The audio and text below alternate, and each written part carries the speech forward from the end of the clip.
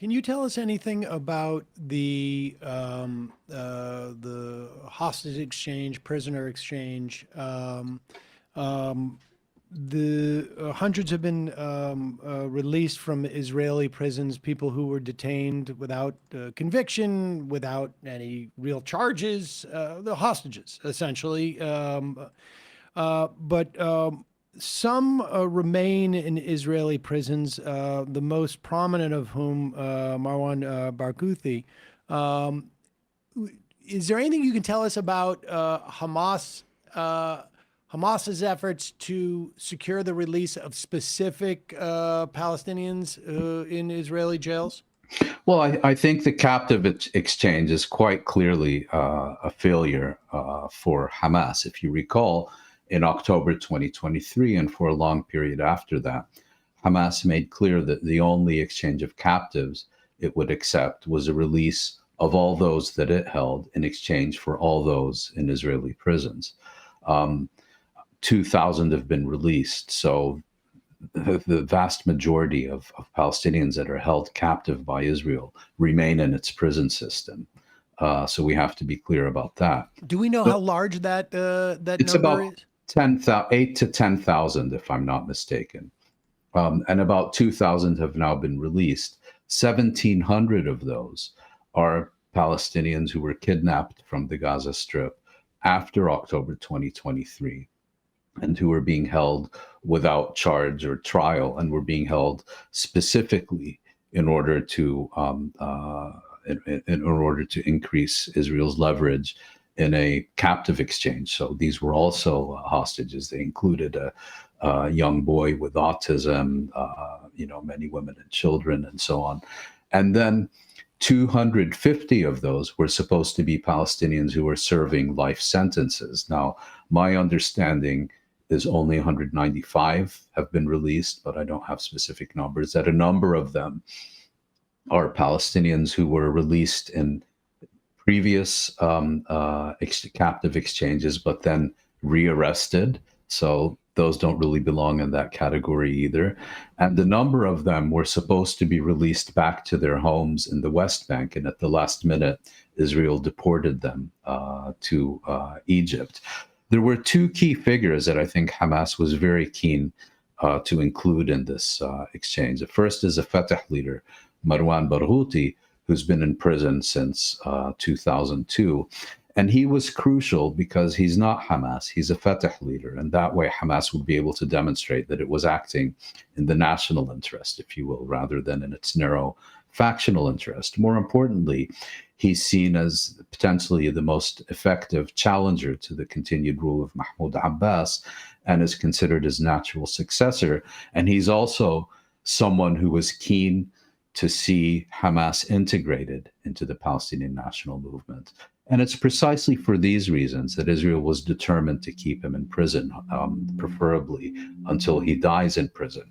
And that's also the reason, I think, that the Palestinian leadership, Ramallah, Mahmoud Abbas, which has in the past been credibly accused of lobbying the Israelis and the Americans not to release Barghouti, were this time probably also sending secret messages to Washington and to Israel not to accept his release. The other is Ahmed Saadat, the leader of the Popular Front for the Liberation of Palestine. And in his case, it's a question of pure revenge because the PFLP, and I believe it was in 2002, has carried out the only successful assassination of an Israeli cabinet minister, Rehavam Ze'evi, far-right minister of tourism at the time. And that was a reprisal for Israel's assassination of Saadat's predecessor as head of the PFLP.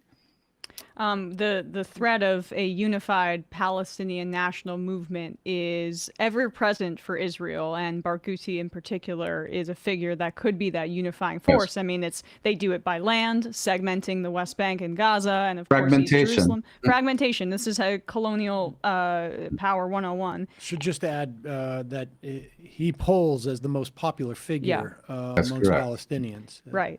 And one more question on my end, Muin. This yellow line piece of what I'm seeing in terms of Palestinians in the Gaza Strip basically saying that half of their land they are unable to return to because the territory is basically blocked off by Israel, despite them saying they're, removing the IDF from the Gaza Strip.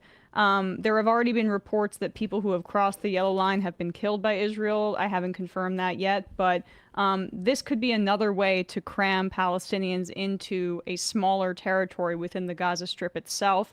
What are you hearing about those actions on the ground? Correct, and that was in fact a major concession that Hamas made in the context of this agreement, that it did not insist on a full withdrawal of Israeli forces from the Gaza Strip within a defined timetable. So we had the first withdrawal to this yellow line.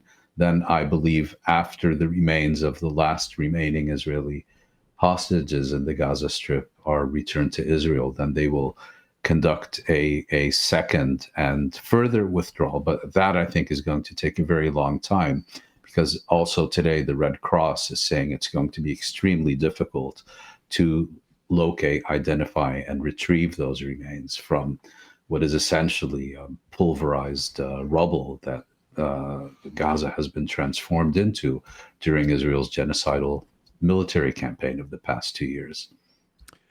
Before we let you go, I know an out here.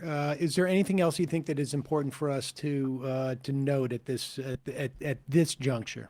Yes, I think it's crucial to understand that this cessation of hostilities is, of course, extraordinarily welcome, even if it turns out to be just temporary.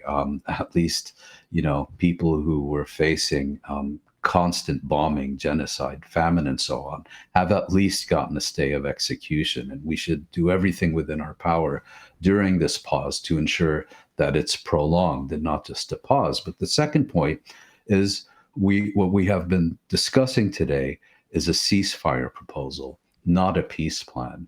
And unless there is a concerted effort to address and resolve the underlying root causes of this crisis, first and foremost, the Palestinian right to self-determination, then we are counting down to the eruption of the next catastrophic crisis. It will be inevitable, whether it comes tomorrow, next year, or in a decade or two. It will be inevitable. Mohan Rabbani, thank you so much for your time today. Much appreciated, and hope to speak to you again relatively soon, and hopefully things will have progressed and stayed on track on some level. I hope so. It was a pleasure being with you, and thank you for the invitation. Thanks so much. Bye-bye. Hey folks, don't forget to hit the subscribe button and check out our daily show. We do it every day at 12 p.m. Eastern for about 2.5 hours. We even take phone calls. You should check that out.